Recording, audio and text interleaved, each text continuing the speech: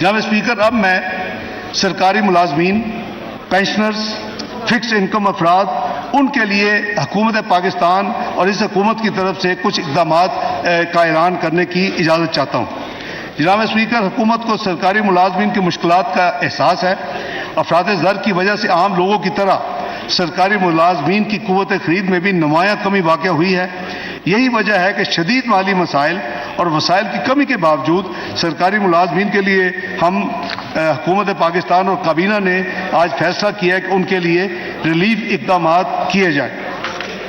سب سے پہلے جناب اسپیکر، سرکاری ملازمین کی قوت خرید بہتر بنانے کے لیے ان کی سیلریز میں ایڈ ہاک ریلیف الاؤنس کی صورت میں اضافہ کیا جا رہا ہے، جو 1 سے 16 گریڈ تک 35% ہوگا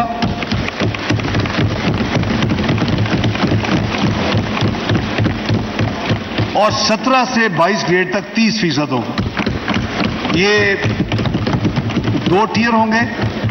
1 سے 17 گریڈ تک ایڈ ہاک، 1 سے 16 تک جو ایڈ ہاک ریلیف الاؤنس ہوگا وہ 35% ہوگا۔ 17 سے 22 تک جو ایڈ ہاک ریلیف یعنی یہ ان کو مل رہی ہے ترقی کہہ لیں یا نیا الاؤنس، وہ 30% ہوگا 17 سے 22۔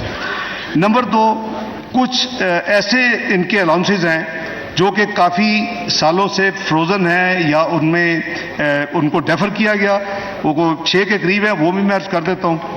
سب سے پہلے یہ ہے کہ ڈیوٹی اسٹیشن جو باہر سرکاری سفر اور رات کے قیام کے لیے جو ایک ڈیلی الاؤنس ہم دیتے ہیں، وہ مائلیج الاؤنس بھی اس کا نام ہے، اس کی شرح میں 50% اضافہ کیا جا رہا ہے۔ کئی سالوں سے یہ نہیں ہوا۔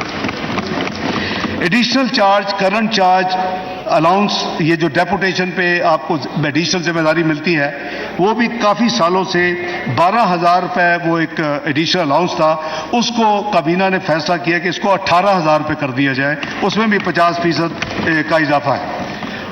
آرڈرلی الاؤنس جو ہوتا تھا 17,500، وہ بھی کافی مدت سے فروزن ہے، اس کو 25,000 روپے کیا جا رہا ہے۔ اسپیشل کنوینس جو ڈسیبلڈ ہے، ان کے ایک اسپیشل کنوینس الاؤنس ہوتا تھا، وہ اس کو 100% اضافہ کر کے 4,000 روپے کیا جا رہا ہے، وہ پہلے 2,000 تھا۔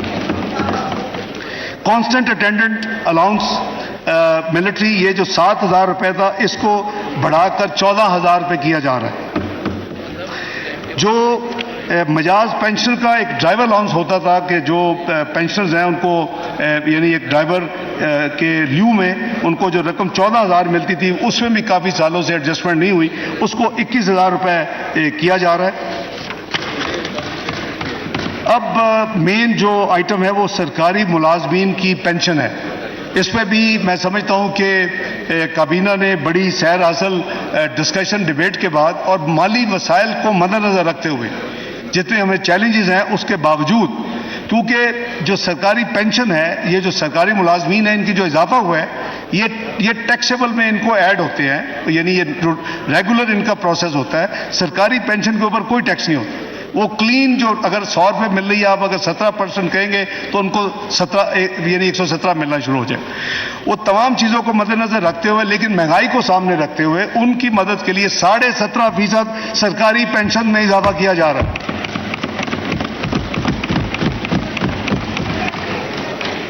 سرکاری ملازمین 1 سے، میں پھر ریپیٹ کر رہا ہوں، 1 سے جو 16 ہیں 35%، اور 17 سے 22 30%، پینشنر جو ہیں جتنے ان کی 17.5% فلیٹ۔ اسی طرح جو اسلام آباد کیپٹل ٹیریٹری کے اندر جس کو منیمم ویج یعنی کم اجرت، وہ جو 25,000 ہے اس کو بڑھا کے 32,000 روپے کیا جا رہا ہے۔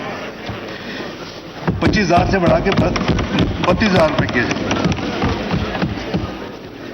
جناب اسپیکر، جو امپلائیز اولڈ ای او بی آئی جو ہے بینیفٹ جو ہے، ان کی پینشن اس وقت 8,500 روپے ہے، اور آپ کو یہ معلوم ہے کہ یہ گورنمنٹ کا یہ فنڈ نہیں ہے، انڈیپینڈنٹ فنڈ ہے، اور اس کا بورڈ اپنا ہے، وہ خود اپنے فیصلے کرتا ہے۔ ان سے ہم نے گزارش کی ہے کہ وہ بھی یعنی مہنگائی کو سامنے مد نظر رکھتے ہوئے وہ بھی اس کو اپنے بورڈ کو، کیونکہ آٹونومس ہے، اور اس کو وہ انکریز کریں، تو انہوں نے بھی حکومت کو یہ کنفرم کیا ہے وہ اپنے لیگل کوڈل پروسیس وہ پورے کر رہے ہیں۔ وہ 8,500 EOB ہے، وہ اس کو 10,000 کیا جا رہا ہے۔ جناب اسپیکر، اسی طرح مقروض افراد کی بیواؤں کی امداد کے لیے وزیر اعظم محمد نواز شریف کے پچھلے 2 ادوار کے بجٹ 1999-2000 اور 2017-18 میں اسکیمز کا ہم نے اجرا کیا تھا۔ مالی سال 2023-24 کے حوالے سے ایسی ہی scheme house building finance corporation کی مقروض بیواؤں کے لیے متعارف کی جا رہی ہے۔ بالکل سمپل ہے، اسکیم کی ڈیٹیل اویلیبل ہے۔ اس کے تحت ان بیواؤں کے 10 لاکھ تک کے جو بقایا جات ہیں وہ حکومت پاکستان ادا کرے گی۔ بہت سامنے کی ہو گیا بھائی۔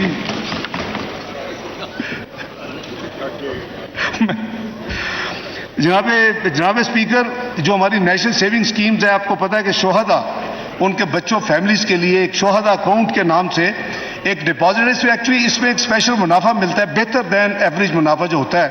اس کی جو حد ہے کہ اس میں 50 لاکھ سے زیادہ ان کی فیملی جو ہے وہ شہداء کے انویسٹ نہیں کر سکتے، اس 50 لاکھ کی حد کو بڑھا کر 75 لاکھ روپے کیا جا رہا ہے۔ اور اسی طرح جو پینشنرز ہیں وہ کئی ادھر ادھر بھی آپ دیکھیں گے، ابھی بھی آپ کو ملیں گے آپ کے ساتھی جو پچھلے کئی سالوں سے پینشنرز ہیں، ان کے لیے ایک بہبود سرٹیفکیٹ اسکیم جو ہوتی ہے اس کا اجرا کیا گیا مدتوں پہلے۔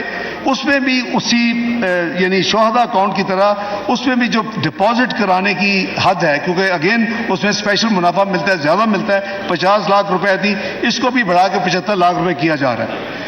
جناب اسپیکر، اس سے پہلے کہ میں اپنی بجٹ تقریر کا اختتام کروں، میں اس امر کا اعادہ کرنا چاہتا ہوں کہ پاکستان کے غیور اور روشن خیال عوام اس حقیقت سے پوری طرح روشناس ہو چکے ہیں کہ ان کا اصل دوست اور خیر خواہ کون ہے، اور ملک و قوم کا دشمن اور معاشی بدحالی کا ذمہ دار کون ہے۔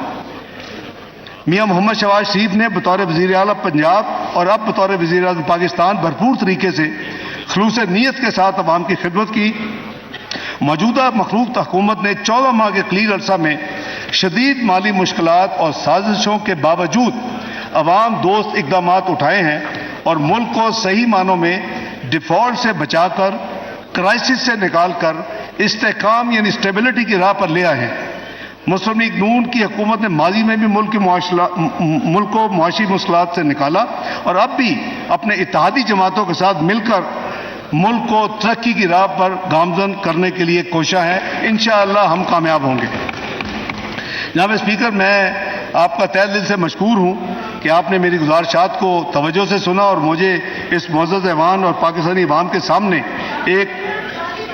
ایک عوام دوست اور متوازن بجٹ پیش کرنے کا موقع فراہم کیا۔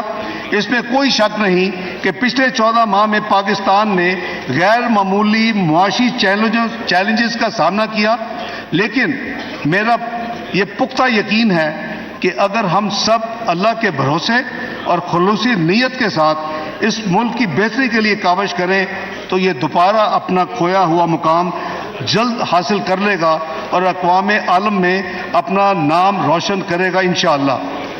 تندی باد مخالف سے نہ گھبرا اے عقاب، یہ تو چلتی ہے تجھے اونچا اڑانے کے لیے۔ اللہ تعالی ہم سب کا حامی و ناصر ہو۔ پاکستان زندہ باد۔